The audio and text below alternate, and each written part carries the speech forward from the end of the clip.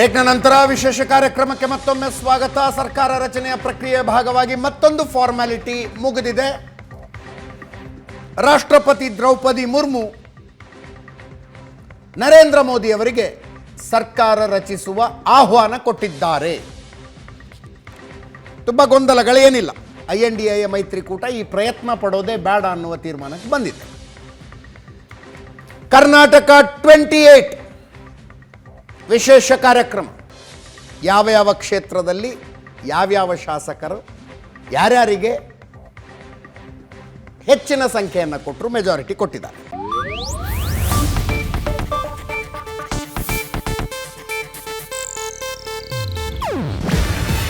ಇದು Asianet news network ಪ್ರಸ್ತುತಿ.